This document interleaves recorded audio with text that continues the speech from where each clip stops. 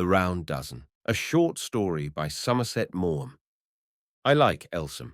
It is a seaside resort in the south of England, not very far from Brighton, and it has something of the late Georgian charm of that agreeable town. But it is neither bustling nor garish. 10 years ago, when I used to go there not infrequently, you might still see here and there an old house, solid and pretentious in no unpleasing fashion, like a decayed gentlewoman of good family whose discreet pride in her ancestry amuses rather than offends you, which was built in the reign of the first gentleman in Europe, and where a courtier of fallen fortunes may well have passed his declining years. The main street had a lackadaisical air, and the doctor's motor seemed a trifle out of place. The housewives did their housekeeping in a leisurely manner. They gossiped with the butcher as they watched him cut from his great joint of Southdown a piece of the best end of the neck, and they asked amiably after the grocer's wife as he put half a pound of tea and a packet of salt into their string bag.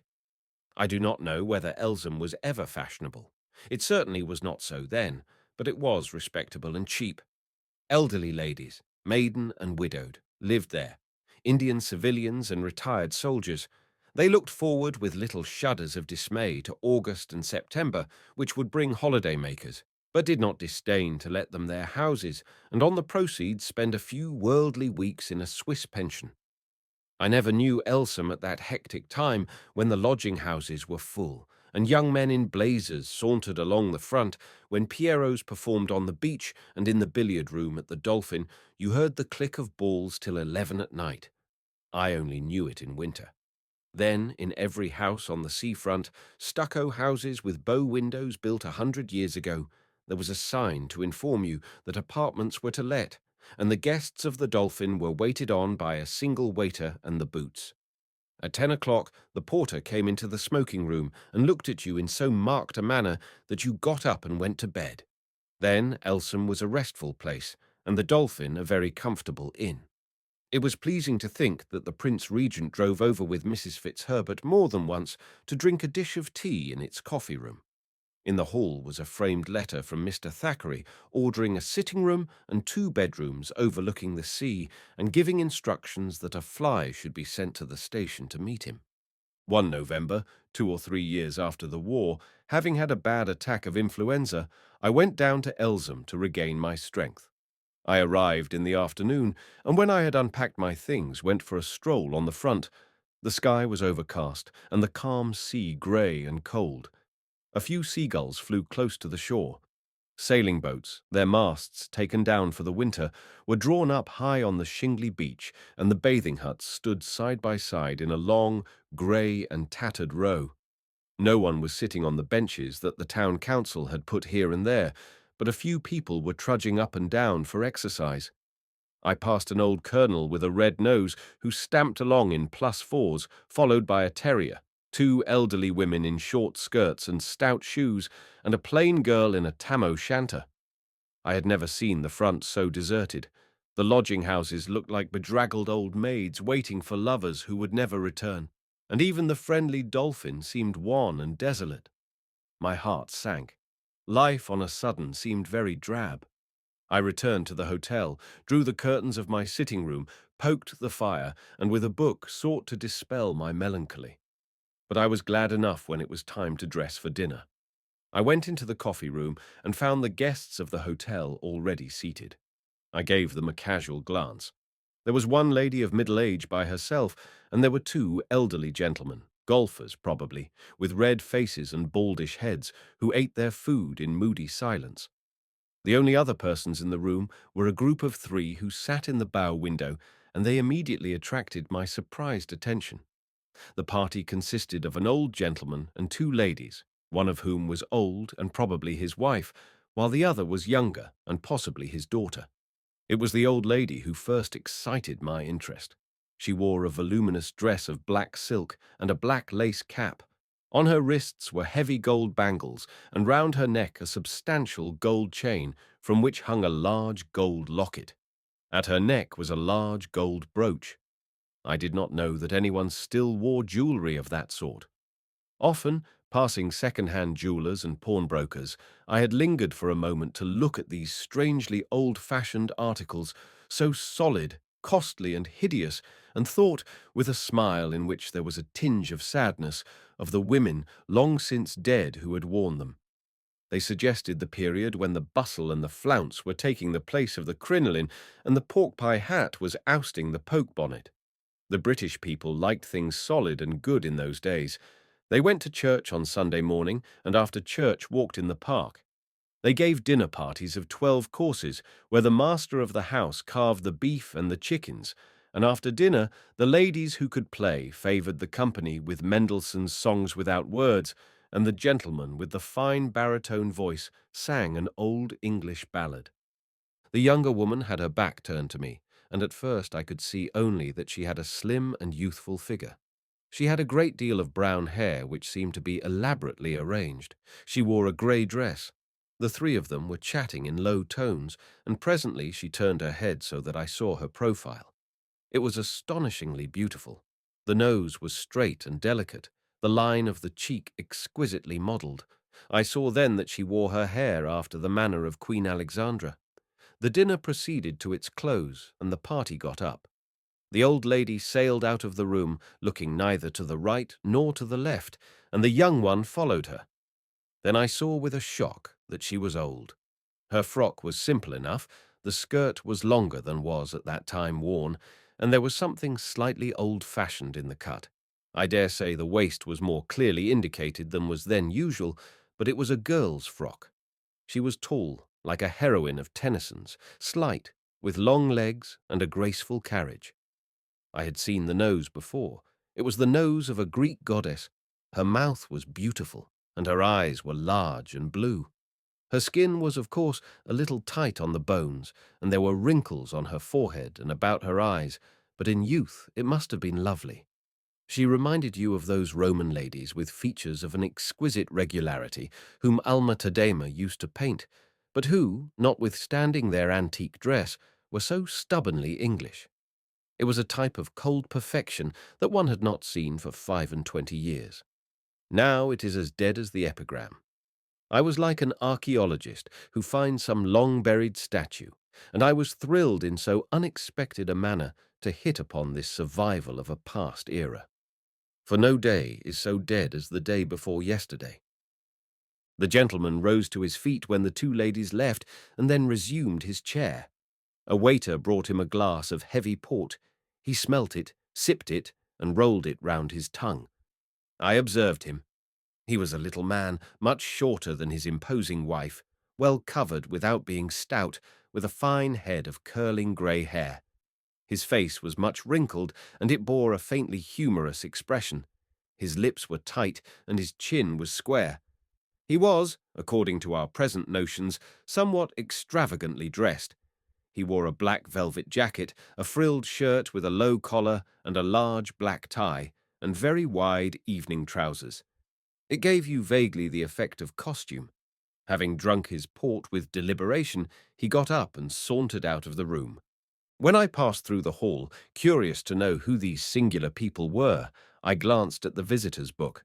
I saw written in an angular feminine hand, the writing that was taught to young ladies in modish schools 40 years or so ago, the names Mr. and Mrs. Edwin Street, Clare, and Miss Porchester.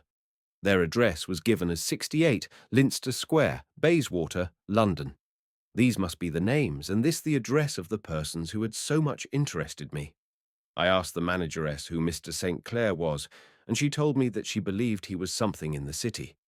I went into the billiard room and knocked the balls about for a little while, and then on my way upstairs passed through the lounge.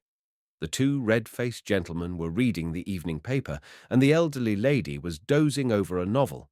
The party of three sat in a corner. Mrs. St. Clair was knitting, Miss Porchester was busy with embroidery, and Mr. St. Clair was reading aloud in a discreet but resonant tone. As I passed, I discovered that he was reading Bleak House. I read and wrote most of the next day, but in the afternoon I went for a walk, and on my way home I sat down for a little on one of those convenient benches on the seafront. It was not quite so cold as the day before, and the air was pleasant. For want of anything better to do, I watched a figure advancing towards me from a distance. It was a man, and as he came nearer, I saw that it was rather a shabby little man. He wore a thin black greatcoat and a somewhat battered bowler. He walked with his hands in his pockets and looked cold. He gave me a glance as he passed by, went on a few steps, hesitated, stopped, and turned back. When he came up once more to the bench on which I sat, he took a hand out of his pocket and touched his hat. I noticed that he wore shabby black gloves and surmised that he was a widower in straitened circumstances. Or he might have been a mute recovering, like myself, from influenza. "Excuse me, sir," he said, "but could you oblige me with a match?" "Certainly."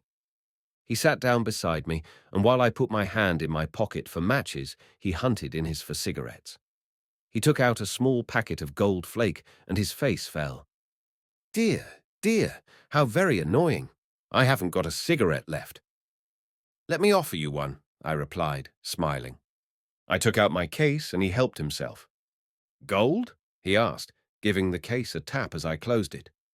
"Gold? That's a thing I never could keep. I've had 3, all stolen." His eyes rested in a melancholy way on his boots, which were sadly in need of repair.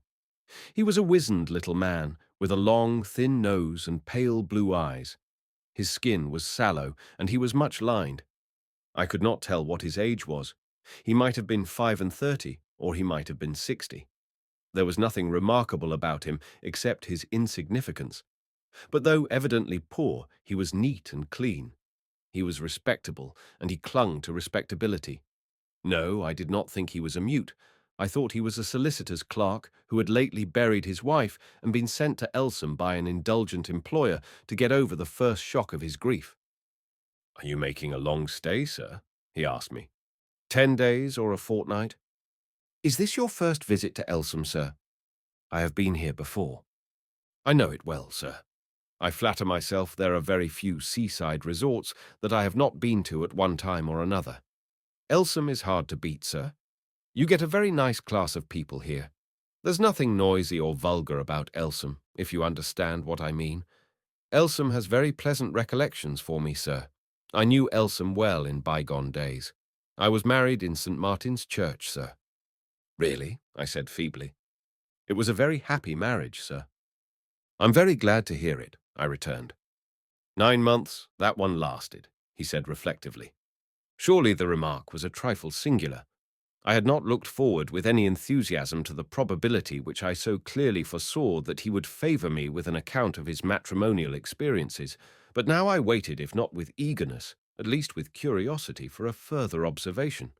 He made none. He sighed a little. At last I broke the silence. "There don't seem to be very many people about," I remarked. "I like it so. I'm not one for crowds. As I was saying just now, I reckon I've spent a good many years at one seaside resort after the other, but I never came in the season. It's the winter I like." "Don't you find it a little melancholy?"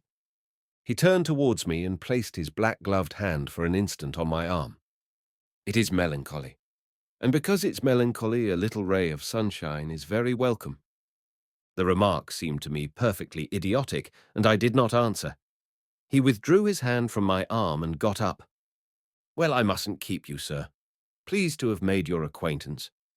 He took off his dingy hat very politely and strolled away.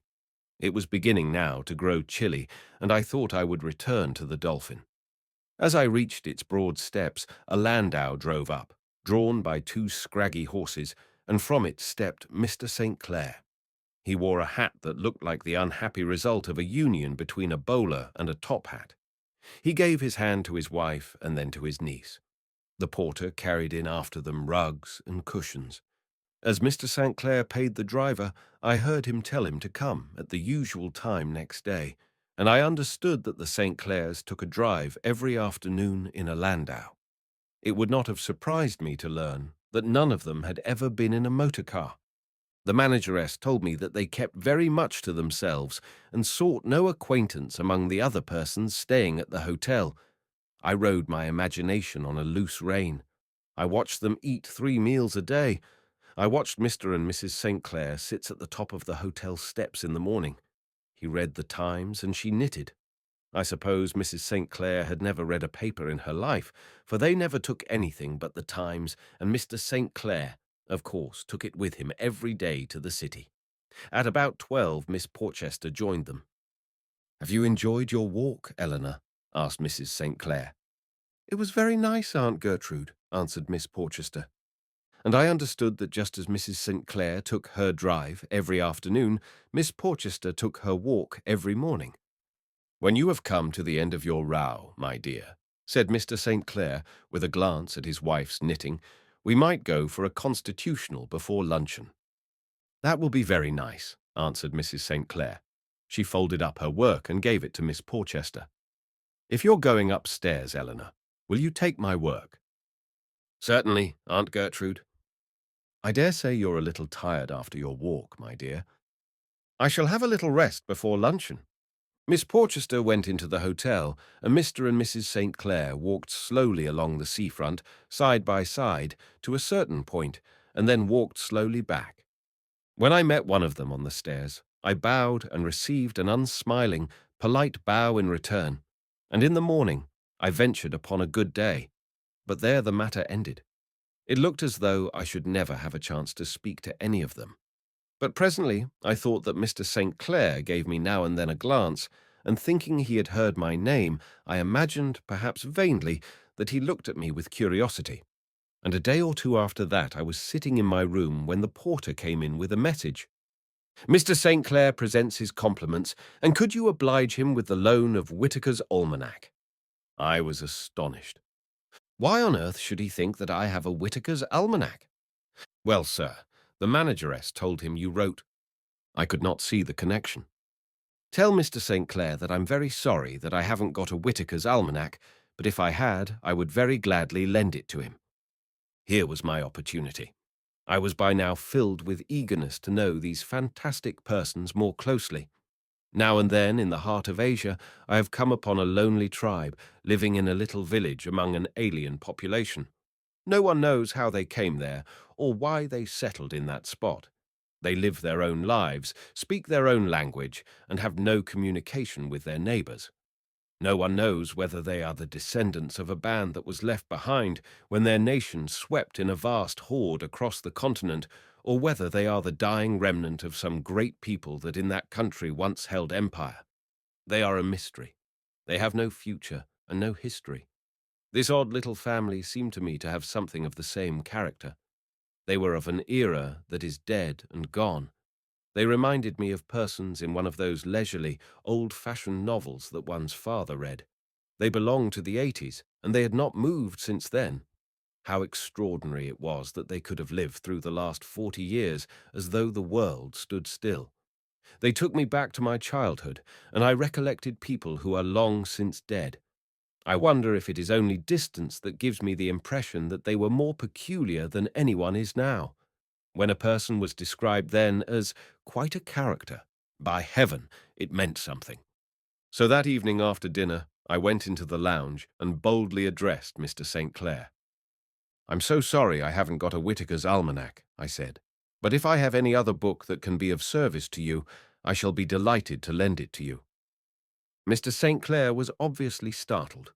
The two ladies kept their eyes on their work. There was an embarrassed hush. "It does not matter at all, but I was given to understand by the manageress that you were a novelist." I racked my brain. There was evidently some connection between my profession and Whitaker's Almanac that escaped me. In days gone by, Mr. Trollope used often to dine with us in Leinster Square, and I remember him saying that the two most useful books to a novelist were the Bible and Whitaker's Almanac.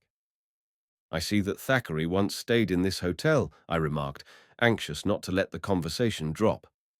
I never very much cared for Mr. Thackeray, though he dined more than once with my wife's father, the late Mr. Sergeant Saunders. He was too cynical for me. My niece has not read Vanity Fair to this day. Miss Porchester blushed slightly at this reference to herself.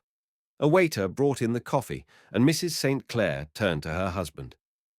"Perhaps, my dear, this gentleman would do us the pleasure to have his coffee with us." Although not directly addressed, I answered promptly, "Thank you very much." I sat down. "Mr. Trollope was always my favourite novelist," said Mr. St. Clair. "He was so essentially a gentleman. I admire Charles Dickens." But Charles Dickens could never draw a gentleman. I am given to understand that young people nowadays find Mr. Trollope a little slow. My niece, Miss Porchester, prefers the novels of Mr. William Black. I'm afraid I've never read any, I said. Ah, I see that you are like me. You are not up to date. My niece once persuaded me to read a novel by a Miss Rhoda Broughton, but I could not manage more than 100 pages of it. I did not say I liked it, Uncle Edwin, said Miss Porchester, defending herself with another blush. I told you it was rather fast, but everybody was talking about it. I'm quite sure it is not the sort of book your Aunt Gertrude would have wished you to read, Eleanor. I remember Miss Broughton telling me once that when she was young, people said her books were fast, and when she was old, they said they were slow, and it was very hard since she had written exactly the same sort of book for 40 years. Oh, did you know Miss Broughton? Asked Miss Porchester, addressing me for the first time.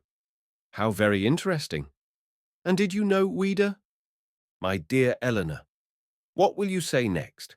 I'm quite sure you've never read anything by Ouida. Indeed I have, Uncle Edwin. I've read Under Two Flags, and I liked it very much.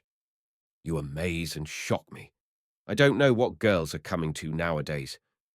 You always said that when I was 30, you gave me complete liberty to read anything I liked. There is a difference, my dear Eleanor, between liberty and license, said Mr. St. Clair, smiling a little in order not to make his reproof offensive, but with a certain gravity. I do not know if in recounting this conversation I have managed to convey the impression it gave me of a charming and old-fashioned air. I could have listened all night to them discussing the depravity of an age that was young in the 1880s. I would have given a good deal for a glimpse of their large and roomy house in Leinster Square. I should have recognized the suite covered in red brocade that stood stiffly about the drawing-room, each piece in its appointed place, and the cabinets filled with Dresden china would have brought me back my childhood. In the dining-room, where they habitually sat, for the drawing-room was used only for parties, was a Turkey carpet and a vast mahogany sideboard groaning with silver. On the walls were the pictures that had excited the admiration of Mrs. Humphrey Ward and her Uncle Matthew in the Academy of 1880. Next morning, strolling through a pretty lane at the back of Elsom, I met Miss Porchester, who was taking her walk. I should have liked to go a little way with her, but felt certain that it would embarrass this maiden of 50 to saunter alone with a man even of my respectable years.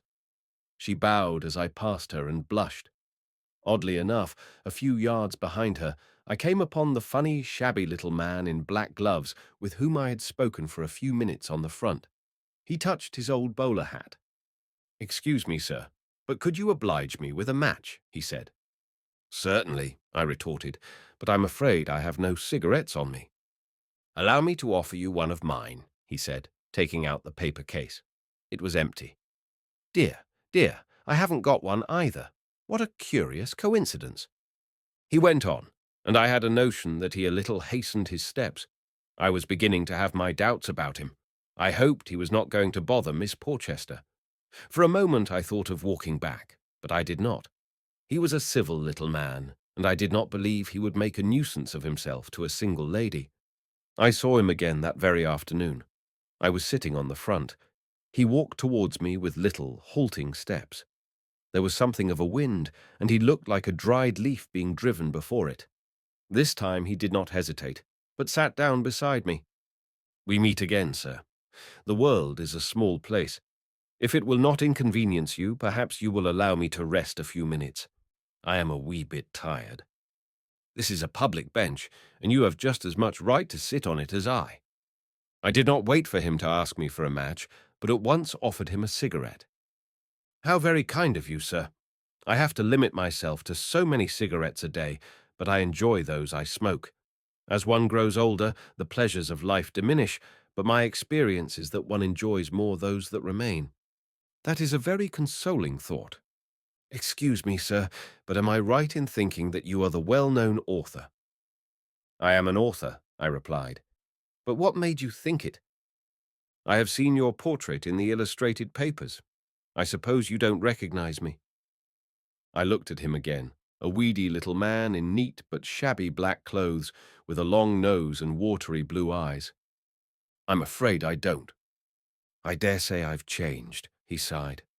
There was a time when my photograph was in every paper in the United Kingdom. Of course, those press photographs never do you justice. I give you my word, sir, that if I hadn't seen my name underneath, I should never have guessed that some of them were meant for me. He was silent for a while.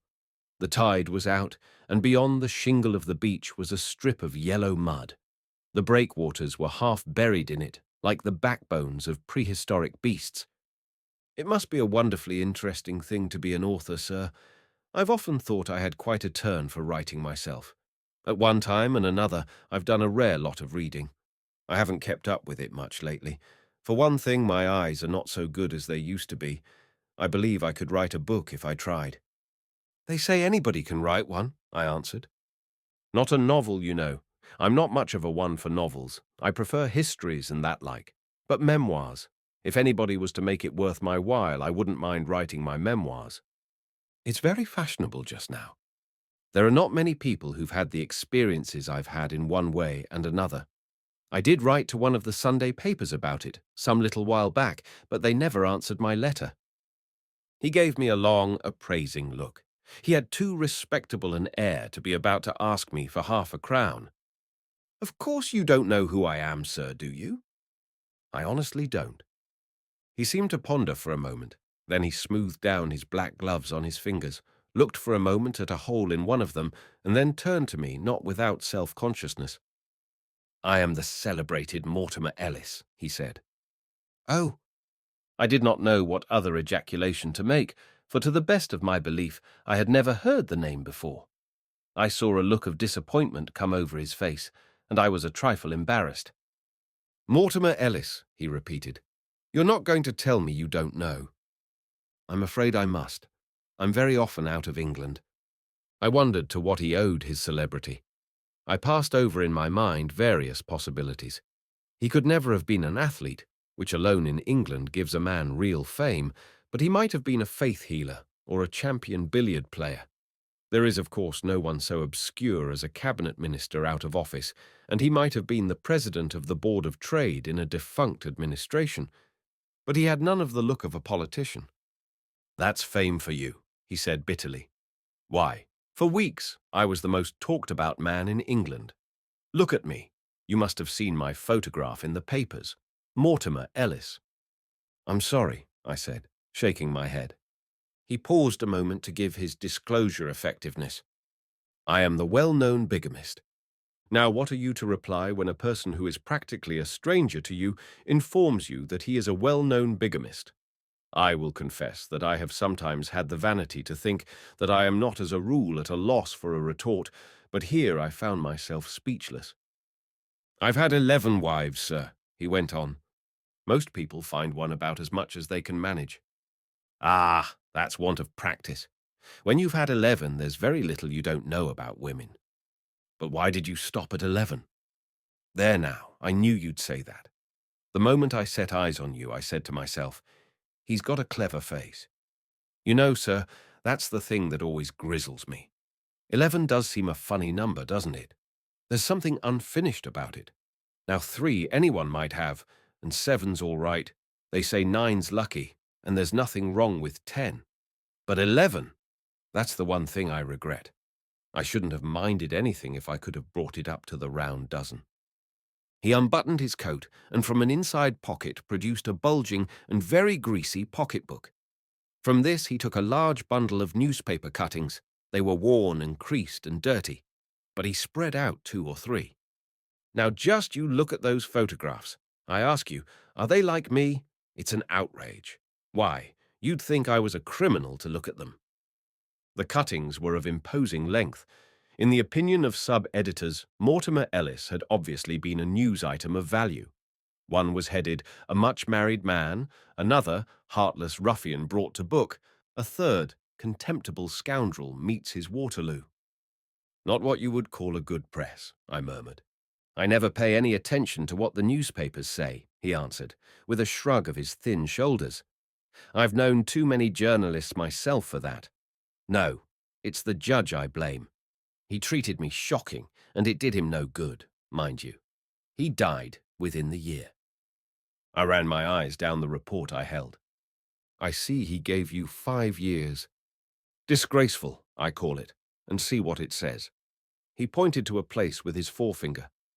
3 of his victims pleaded for mercy to be shown to him. That shows what they thought of me. And after that he gave me 5 years. And just look what he called me, a heartless scoundrel.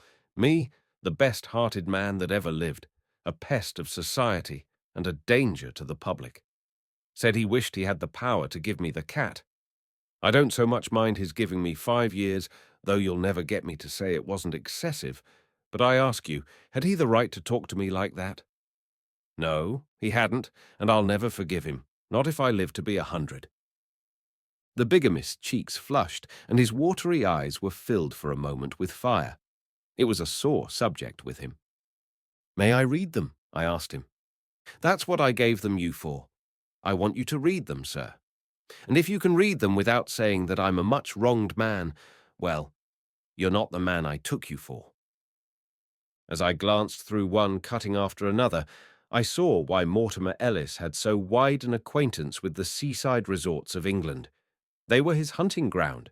His method was to go to some place when the season was over and take apartments in one of the empty lodging houses. Apparently, it did not take him long to make acquaintance with some woman or other, widow or spinster, and I noticed that their ages at the time were between 35 and 50. They stated in the witness box that they had met him first on the seafront. He generally proposed marriage to them within a fortnight of this, and they were married shortly after. He induced them in one way or another to entrust him with their savings, and in a few months, on the pretext that he had to go to London on business, he left them never to return. Only one had ever seen him again, till obliged to give evidence, they saw him in the dock. They were women of a certain respectability. One was the daughter of a doctor and another of a clergyman. There was a lodging-house keeper, there was the widow of a commercial traveller, and there was a retired dressmaker. For the most part, their fortunes ranged from £500 to £1,000, but whatever the sum, the misguided women were stripped of every penny. Some of them told really pitiful stories of the destitution to which they had been reduced, but they all acknowledged that he had been a good husband to them. Not only had 3 actually pleaded for mercy to be shown him, but one said in the witness box that, if he was willing to come, she was ready to take him back. He noticed that I was reading this. And she'd have worked for me, he said. There's no doubt about that. But I said, better let bygones be bygones. No one likes a cut off the best end of the neck better than I do, but I'm not much of a one for cold roast mutton, I will confess. It was only by an accident that Mortimer Ellis did not marry his 12th wife, and so achieve the round dozen, which I understand appealed to his love of symmetry. For he was engaged to be married to a Miss Hubbard. £2,000 she had, if she had a penny, in war loan, he confided to me, and the banns had been read when one of his former wives saw him, made inquiries, and communicated with the police. He was arrested on the very day before his 12th wedding. She was a bad one, she was, he told me. She deceived me, something cruel. How did she do that? Well, I met her at Eastbourne, one December it was, on the pier, and she told me in course of conversation that she'd been in the millinery business and had retired. She said she'd made a tidy bit of money. She wouldn't say exactly how much it was, but she gave me to understand it was something like £1,500. And when I married her, would you believe it, she hadn't got 300. And that's the one who gave me away. And mind you, I'd never blamed her. Many a man would have cut up rough when he found out he'd been made a fool of. I never showed her that I was disappointed even. I just went away without a word. But not without the £300, I take it. Oh, come, sir, you must be reasonable, he returned in an injured tone. You can't expect £300 to last forever, and I'd been married to her 4 months before she confessed the truth. Forgive my asking, I said, and pray don't think my question suggests a disparaging view of your personal attractions, but why did they marry you? Because I asked them, he answered, evidently very much surprised at my inquiry. But did you never have any refusals? Very seldom. Not more than 4 or 5 in the whole course of my career. Of course, I didn't propose till I was pretty sure of my ground, and I don't say I didn't draw a blank sometimes. You can't expect to click every time, if you know what I mean, and I've often wasted several weeks making up to a woman before I saw there was nothing doing. I surrendered myself for a time to my reflections, but I noticed presently that a broad smile spread over the mobile features of my friend. "I understand what you mean," he said. "It's my appearance that puzzles you. You don't know what it is they see in me. That's what comes of reading novels and going to the pictures. You think what women want is the cowboy type, or the romance of old Spain touch, flashing eyes, an olive skin, and a beautiful dancer. You make me laugh." "I'm glad," I said. "Are you a married man, sir?" "I am, but I only have one wife."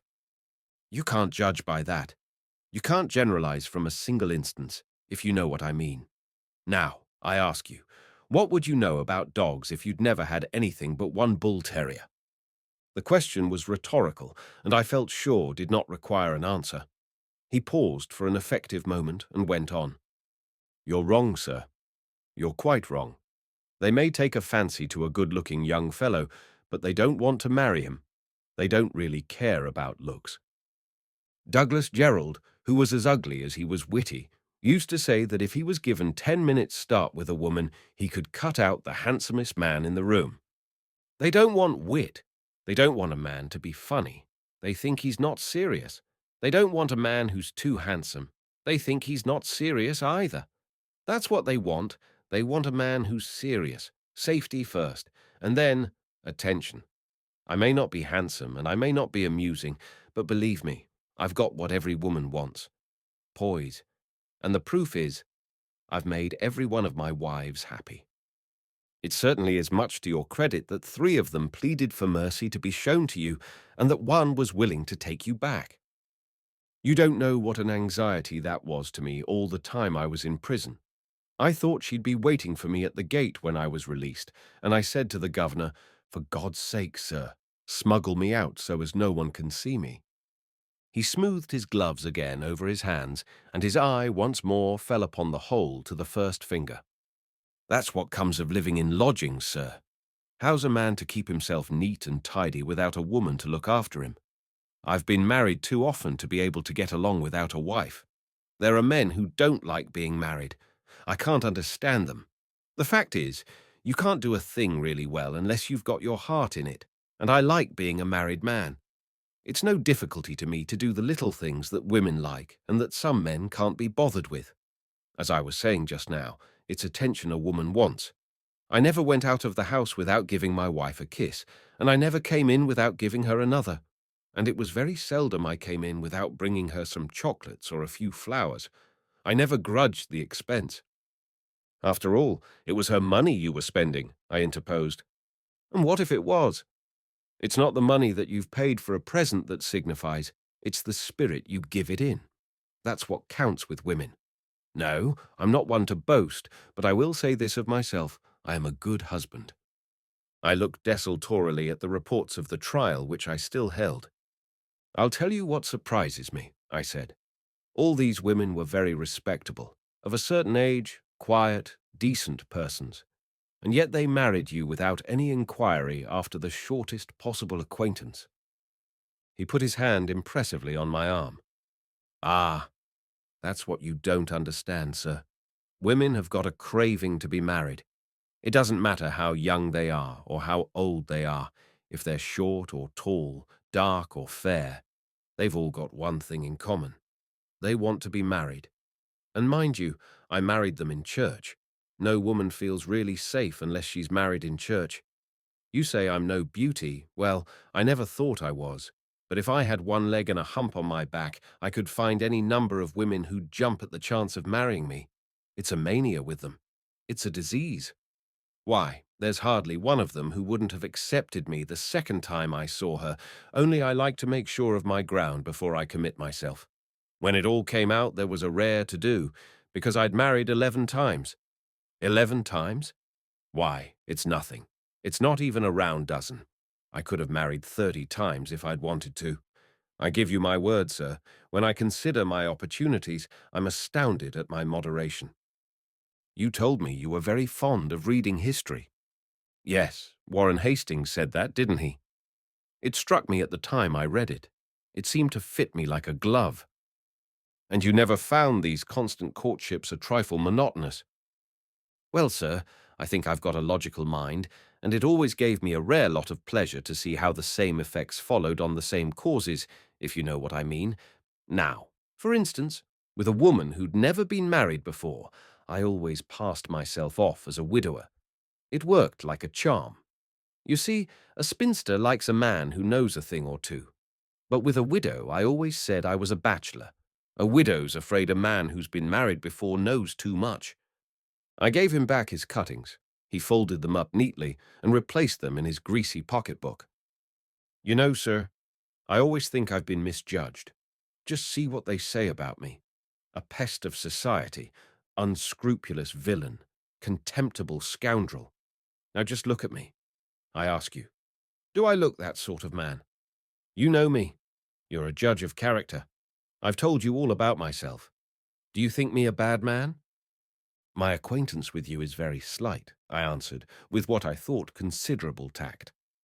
I wonder if the judge, I wonder if the jury, I wonder if the public ever thought about my side of the question. The public booed me when I was taken into the court, and the police had to protect me from their violence. Did any of them think what I'd done for these women? You took their money. Of course I took their money. I had to live the same as anybody has to live. But what did I give them in exchange for their money? This was another rhetorical question, and though he looked at me as though he expected an answer, I held my tongue. Indeed, I did not know the answer. His voice was raised, and he spoke with emphasis. I could see that he was serious. I'll tell you what I gave them in exchange for their money. Romance. Look at this place. He made a wide, circular gesture that embraced the sea and the horizon. There are 100 places in England like this. Look at that sea and that sky. Look at these lodging houses. Look at that pier and the front. Doesn't it make your heart sink? It's dead as mutton. It's all very well for you who come down here for a week or two because you're run down. But think of all those women who live here from one year's end to another. They haven't a chance. They hardly know anyone. They've just got enough money to live on, and that's all. I wonder if you know how terrible their lives are. Their lives are just like the front, a long, straight, cemented walk that goes on and on from one seaside resort to another. Even in the season, there's nothing for them. They're out of it. They might as well be dead. And then I come along. Mind you, I never made advances to a woman who wouldn't have gladly acknowledged to 35, and I give them love. Why, many of them had never known what it was to have a man do them up behind. Many of them had never known what it was to sit on a bench in the dark with a man's arm round their waist. I bring them change and excitement. I give them a new pride in themselves. They were on the shelf, and I come along quite quietly, and I deliberately take them down. A little ray of sunshine in those drab lives, that's what I was. No wonder they jumped at me. No wonder they wanted me to go back to them. The only one who gave me away was the milliner. She said she was a widow. My private opinion is that she'd never been married at all. You say I did the dirty on them. Why? I brought happiness and glamour into 11 lives that never thought they had even a dog's chance of it again. You say I'm a villain and a scoundrel. You're wrong. I'm a philanthropist. 5 years they gave me. They should have given me the medal of the Royal Humane Society. He took out his empty packet of gold flake and looked at it with a melancholy shake of the head. When I handed him my cigarette case, he helped himself without a word. I watched the spectacle of a good man struggling with his emotion. And what did I get out of it, I ask you, he continued presently. Board and lodging, and enough to buy cigarettes. But I never was able to save, and the proof is that now, when I'm not so young as I was, I haven't got half a crown in my pocket. He gave me a sidelong glance. It's a great come-down for me to find myself in this position. I've always paid my way, and I've never asked a friend for a loan in all my life. I was wondering, sir, if you could oblige me with a trifle. It's humiliating to me to have to suggest it, but the fact is, if you could oblige me with £1, it would mean a great deal to me. Well, I had certainly had a pound's worth of entertainment out of the bigamist, and I dived for my pocketbook. "I shall be very glad," I said. He looked at the notes I took out. "I suppose you couldn't make it too, sir?" I think I could. I handed him a couple of pound notes, and he gave a little sigh as he took them. "You don't know what it means to a man who's used to the comforts of home life not to know where to turn for a night's lodging." "But there is one thing I should like you to tell me," I said. "I shouldn't like you to think me cynical, but I had a notion that women on the whole take the maxim, 'It is more blessed to give than to receive,' as applicable exclusively to our sex. How did you persuade these respectable and no doubt thrifty women to entrust you so confidently with all their savings?" An amused smile spread over his undistinguished features. "Well, sir, you know what Shakespeare said about ambition o'erleaping itself. That's the explanation. Tell a woman you'll double her capital in 6 months if she'll give it you to handle, and she won't be able to give you the money quick enough. Greed, that's what it is. Just greed." It was a sharp sensation, stimulating to the appetite, like hot sauce with ice cream, to go from this diverting ruffian to the respectability, all lavender bags and crinolines, of the St. Clairs and Miss Porchester. I spent every evening with them now. No sooner had the ladies left him than Mr. St. Clair sent his compliments to my table and asked me to drink a glass of port with him. When we had finished it, we went into the lounge and drank coffee. Mr. St. Clair enjoyed his glass of old brandy. The hour I thus spent with them was so exquisitely boring that it had for me a singular fascination. They were told by the manageress that I had written plays. "We used often to go to the theatre when Sir Henry Irving was at the Lyceum," said Mr. St. Clair. "I once had the pleasure of meeting him. I was taken to supper at the Garrick Club by Sir Everard Milles, and I was introduced to Mr. Irving, as he then was." "Tell him what he said to you, Edwin," said Mrs. St. Clair. Mr. St. Clair struck a dramatic attitude and gave not at all a bad imitation of Henry Irving. "You have the actor's face, Mr. St. Clair," he said to me. "If you ever think of going on the stage, come to me and I will give you a part." Mr. St. Clair resumed his natural manner. It was enough to turn a young man's head. "But it didn't turn yours," I said. "I will not deny that if I had been otherwise situated, I might have allowed myself to be tempted. But I had my family to think of. It would have broken my father's heart if I had not gone into the business." "What is that?" I asked. "I am a tea merchant, sir. My firm is the oldest in the city of London. I have spent 40 years of my life in combating to the best of my ability the desire of my fellow countrymen to drink Ceylon tea instead of the China tea, which was universally drunk in my youth. I thought it charmingly characteristic of him to spend a lifetime in persuading the public to buy something they didn't want rather than something they did. But in his younger days, my husband did a lot of amateur acting, and he was thought very clever," said Mrs. St. Clair. "Shakespeare, you know, and sometimes the school for scandal. I would never consent to act trash. But that is a thing of the past. I had a gift. Perhaps it was a pity to waste it. But it's too late now. When we have a dinner party, I sometimes let the ladies persuade me to recite the great soliloquies of Hamlet. But that is all I do." "Oh, oh, oh!" I thought with shuddering fascination of those dinner parties and wondered whether I should ever be asked to one of them. Mrs. St. Clair gave me a little smile, half shocked, half prim. "My husband was very bohemian as a young man," she said. "I sowed my wild oats. I knew quite a lot of painters and writers, Wilkie Collins, for instance, and even men who wrote for the papers. Watts painted a portrait of my wife, and I bought a picture of Millet. I knew a number of the pre-Raphaelites." "Have you a Rossetti?" I asked. Number I admired Rossetti's talent, but I could not approve of his private life. I would never buy a picture by an artist whom I should not care to ask to dinner at my house. My brain was reeling when Miss Porchester, looking at her watch, said, "Are you not going to read to us tonight, Uncle Edwin?" I withdrew. It was while I was drinking a glass of port with Mr. St. Clair one evening that he told me the sad story of Miss Porchester. She was engaged to be married to a nephew of Mrs. St. Clair, a barrister, when it was discovered that he had had an intrigue with the daughter of his laundress. It was a terrible thing, said Mr. St. Clair. A terrible thing. But of course my niece took the only possible course. She returned him his ring, his letters, and his photograph, and said that she could never marry him. She implored him to marry the young person he had wronged, and said she would be a sister to her.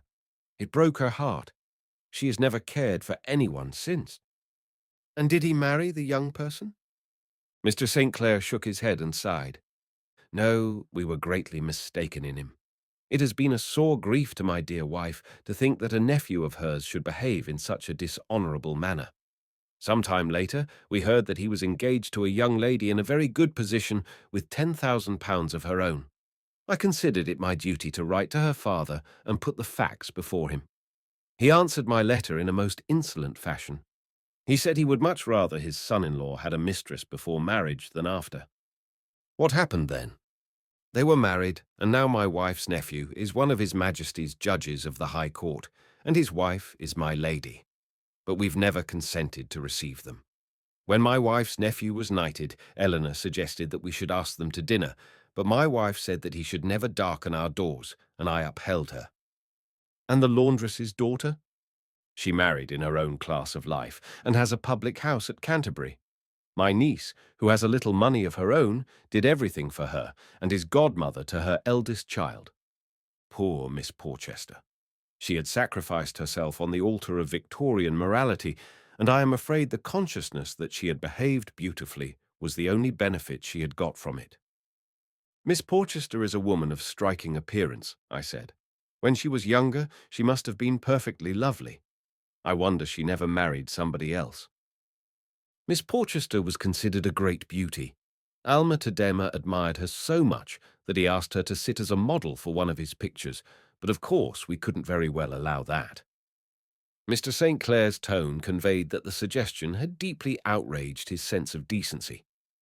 No, Miss Porchester never cared for anyone but her cousin. She never speaks of him, and it is now 30 years since they parted, but I am convinced that she loves him still. She is a true woman, my dear sir. One life, one love, and though perhaps I regret that she has been deprived of the joys of marriage and motherhood, I am bound to admire her fidelity. But the heart of woman is incalculable, and rash is the man who thinks she will remain in one stay. Rash, Uncle Edwin. You have known Eleanor for many years, for when, her mother having fallen into a decline and died, you brought the orphan to your comfortable and even luxurious house in Leinster Square, she was but a child. But what, when it comes down to brass tacks, Uncle Edwin, do you really know of Eleanor? It was but 2 days after Mr. St. Clair had confided to me the touching story which explained why Miss Porchester had remained a spinster that, coming back to the hotel in the afternoon after a round of golf, the manageress came up to me in an agitated manner. Mr. St. Clair's compliments, and will you go up to number 27 the moment you come in? Certainly, but why? Oh, there's a rare upset. They'll tell you. I knocked at the door.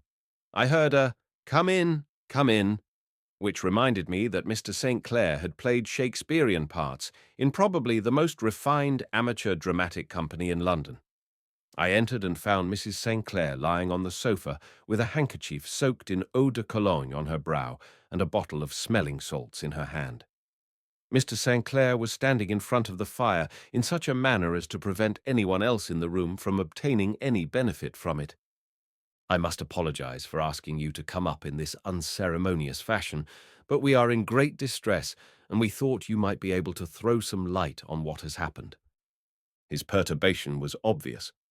What has happened? Our niece, Miss Porchester, has eloped. This morning she sent in a message to my wife that she had one of her sick headaches.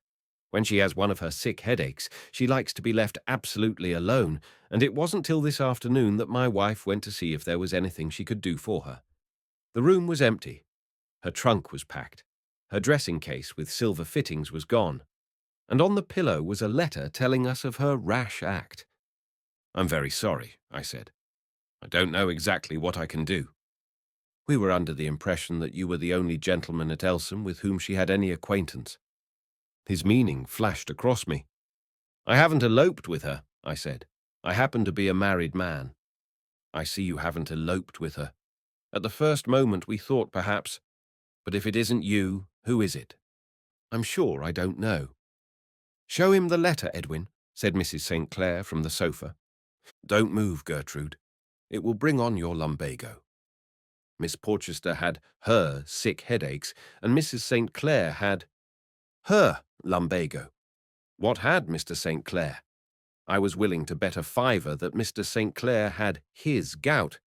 He gave me the letter, and I read it with an air of decent commiseration. Dearest Uncle Edwin and Aunt Gertrude, when you receive this I shall be far away. I am going to be married this morning to a gentleman who is very dear to me. I know I am doing wrong in running away like this, but I was afraid you would endeavour to set obstacles in the way of my marriage, and since nothing would induce me to change my mind, I thought it would save us all much unhappiness if I did it without telling you anything about it. My fiancé is a very retiring man, owing to his long residence in tropical countries, not in the best of health, and he thought it much better that we should be married quite privately. When you know how radiantly happy I am, I hope you will forgive me. Please send my box to the luggage office at Victoria Station. Your loving niece, Eleanor. I will never forgive her, said Mr. St. Clair, as I returned him the letter. She shall never darken my doors again. Gertrude, I forbid you ever to mention Eleanor's name in my hearing. Mrs. St. Clair began to sob quietly. Aren't you rather hard? I said. Is there any reason why Miss Porchester shouldn't marry? At her age, he answered angrily. It's ridiculous. We shall be the laughing-stock of everyone in Leinster Square. Do you know how old she is? She's 51. 54, said Mrs. St. Clair through her sobs. She's been the apple of my eye. She's been like a daughter to us. She's been an old maid for years. I think it's positively improper for her to think of marriage. She was always a girl to us, Edwin, pleaded Mrs. St. Clair. And who is this man she's married? It's the deception that rankles. She must have been carrying on with him under our very noses. She does not even tell us his name. I fear the very worst. Suddenly, I had an inspiration. That morning after breakfast, I had gone out to buy myself some cigarettes, and at the tobacconist's, I ran across Mortimer Ellis. I had not seen him for some days. You're looking very spruce, I said. His boots had been repaired and were neatly blacked. His hat was brushed. He was wearing a clean collar and new gloves. I thought he had laid out my £2 to advantage. I have to go to London this morning on business, he said. I nodded and left the shop. I remembered that a fortnight before, walking in the country, I had met Miss Porchester, and a few yards behind, Mortimer Ellis. Was it possible that they had been walking together, and he had fallen back as they caught sight of me? By heaven, I saw it all. I think you said that Miss Porchester had money of her own, I said. A trifle. She has £3,000. Now I was certain. I looked at them blankly. Suddenly, Mrs. St. Clair, with a cry, sprang to her feet. Edwin! Edwin! Supposing he doesn't marry her? Mr. St. Clair at this put his hand to his head and in a state of collapse sank into a chair. The disgrace would kill me, he groaned. Don't be alarmed, I said. He'll marry her all right. He always does. He'll marry her in church. They paid no attention to what I said. I suppose they thought I'd suddenly taken leave of my senses. I was quite sure now. Mortimer Ellis had achieved his ambition after all. Miss Porchester completed the round dozen.